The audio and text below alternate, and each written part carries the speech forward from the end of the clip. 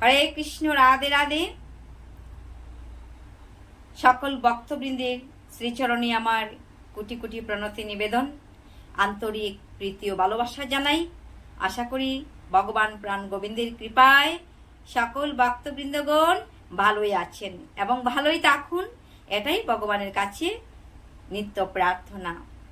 তো আজ আমি আপনাদের নিকট এসেছি ইন্দিরা একাদশী নিয়ে।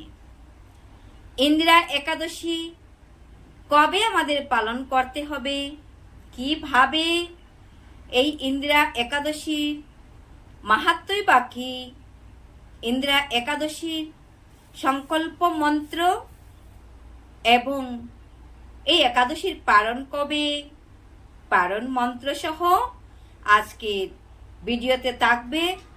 সবাই শ্রবণ করবেন, প্রথম থেকে শেষ পর্যন্ত ভিডিওটি শ্রবণ করবেন, আমাদের সাথে থাকবেন। রাধে রাধে। আশ্বিন মাসের শুক্লপক্ষের একাদশীর নাম কি? এই একাদশীর নাম কেন ইন্দিরা একাদশী হয়েছে? এই একাদশীর মাহাত্ম্য কি? আমরা আজকের ভিডিওতে শ্রবণ করব। একাদশীর সংকল্প মন্ত্র কি এবং পালন কবে, পালনের মন্ত্র কি, সবকিছু আজকের ভিডিওতে আমরা পাবো। প্রথম থেকে শেষ পর্যন্ত আমরা ভিডিওটি দেখব। রাধে রাধে। আগামী 28 সেপ্টেম্বর 11ই আশ্বিন রোজ শনিবার ইন্দিরা একাদশী ব্রত গোস্বামী মতে এবং নিম্বার্ক মতে উপবাস পালিত হইতেছে। তো এই একাদশী নাম ইন্দিরা একাদশী কেন হয়েছে আমরা শ্রবণ করব। ইন্দিরা একাদশীর মাহাত্ম্য। ইন্দিরা একাদশীর মাহাত্ম্য কি? মাহাত্ম্য শ্রবণে সকল পাপের বিনাশ হয়, সেজন্য আমরা মাহাত্ম্য অবশ্যই শ্রবণ করব। ইন্দিরা একাদশীর মাহাত্ম্য। মহারাজ যুধিষ্ঠির ভগবান শ্রীকৃষ্ণকে জিজ্ঞাসা করেছিলেন, হে কৃষ্ণ, আশ্বিন মাসের শুক্লপক্ষের একাদশীর নাম ইন্দিরা একাদশী কেন? তো শ্রীকৃষ্ণ যুধিষ্ঠির মহারাজকে বলেছিলেন যে, হে মহারাজ, আশ্বিন মাসের একাদশী ইন্দিরা নামে পরিচিত। এই ব্রতের প্রভাবে মহাপাপ বিনষ্ট হয়,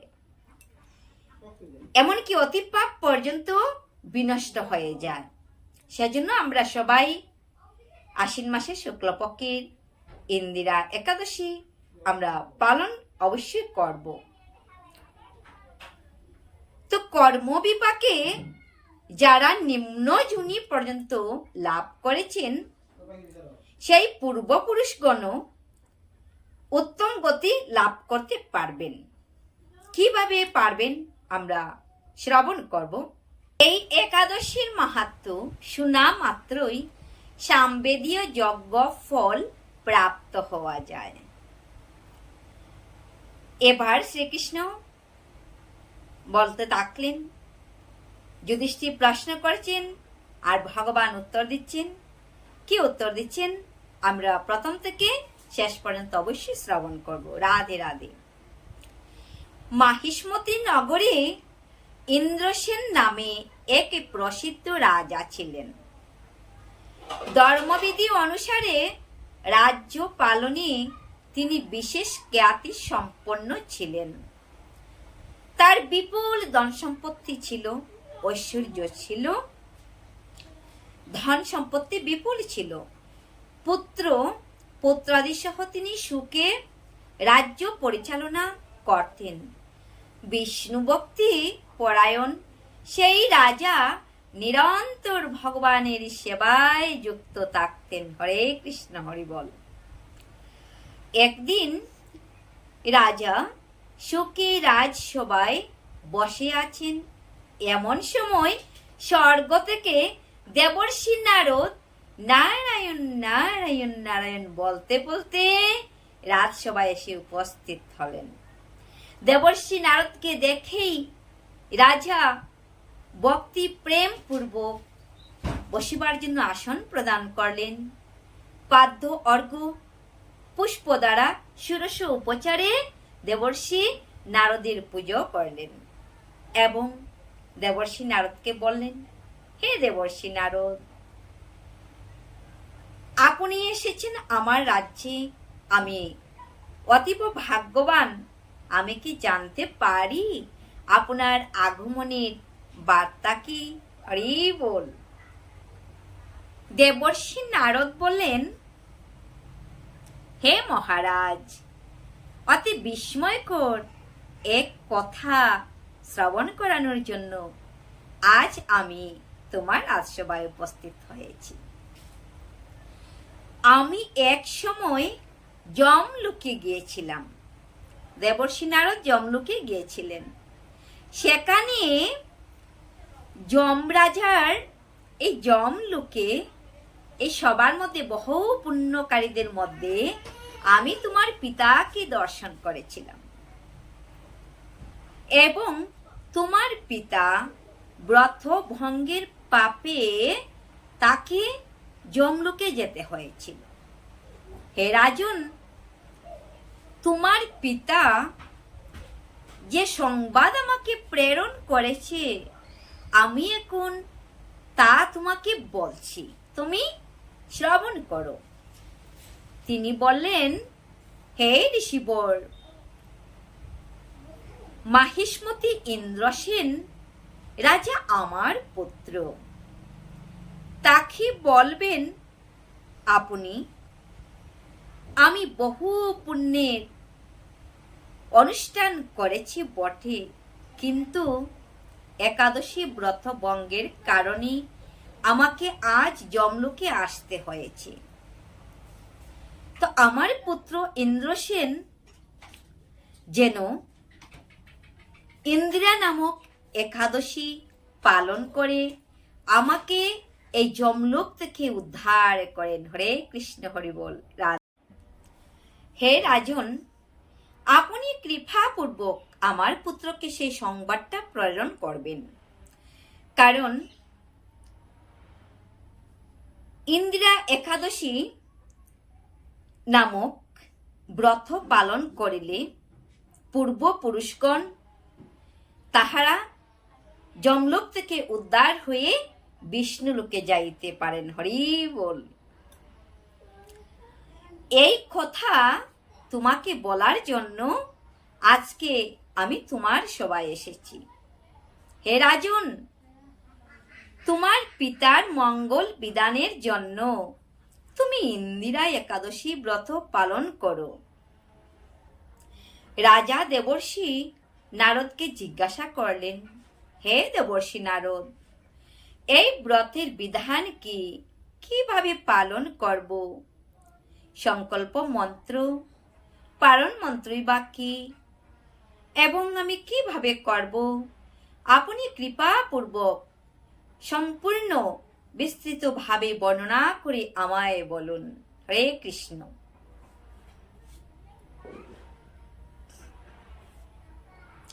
দেবর্ষি নারদ উত্তর দিলেন, হে মহারাজ, আশ্বিন মাসের কৃষ্ণপক্ষের দশমী দিনে সংযমী অর্থাৎ নিরামিষ আহার গ্রহণ করে তুমি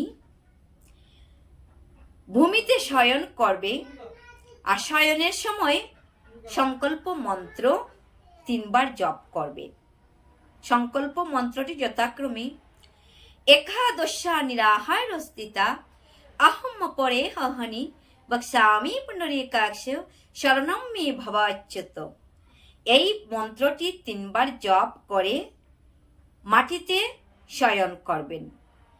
পরদিন ব্রাহ্ম মুহূর্তে শয্যা ত্যাগ করে প্রাতঃস্নান সেরে ভগবানের শ্রী মন্দিরের কপাট খুলবেন, শঙ্খ বাজিয়ে ঘণ্টা বাজিয়ে ভগবানকে জাগাবেন।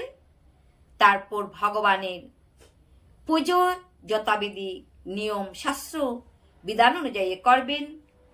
আপনি এইভাবে ভগবানের পূজায় আপনি ব্রতী থাকবেন, কারণ আপনার উপবাস পালন করিতে হবে। তৎসঙ্গে ভগবানের পূজা শাস্ত্রবিধি নিয়ম অনুযায়ী আপনাকে করতে হবে। রাধে রাধে। আপনি তুলসী মহারানীর সেবা করবেন, তুলসী মহারানীকে জল প্রদান করবেন, তুলসী প্রদক্ষিণ করবেন, পুষ্প চয়ন করে পুষ্প দ্বারা তুলসী মহারানীরকে পুষ্প অর্পণ করবেন। এইভাবে উপবাস থেকে আপনার ব্রত আরম্ভ করবেন। ভগবানকে অবশ্যই সেবা প্রদান করবেন, যথাবিধি অনুযায়ী নিজে নিরাহারে থাকবেন, অর্থাৎ উপবাসে থাকবেন। ভগবানের সেবা, পূজা, হরিনাম জপ ইত্যাদি আপনি করবেন। এইভাবে শ্রদ্ধা সহকারে শালগ্রাম পূজা করে পিতার উদ্দেশ্যে কি করবেন? আপনি ব্রতের ফল অর্পণ করবেন। পরের দিন ব্রহ্ম মুহূর্তে স্নান সেরে আপনি পুনরায় ভগবানের সেবা পূজা অর্চনা করবেন আর সাধুগুরু বৈষ্ণবের সেবা করবেন, ব্রাহ্মণের সেবা করবেন। ব্রাহ্মণ ভোজন, বৈষ্ণব সেবা, অতিথি আপ্যায়ন ইত্যাদি আপনি করবেন এবং বৈষ্ণব ব্রাহ্মণদেরকে দক্ষিণা প্রদান করবেন। আপনি তারপর শাস্ত্র নিয়ম অনুযায়ী পারণ করবেন। পারণ মন্ত্র: অজ্ঞান তিমিরান্ধস্য ব্রতে নানি কেশব প্রসিদ্ধ সুমুখ নাত জ্ঞান দৃষ্টি প্রদভব।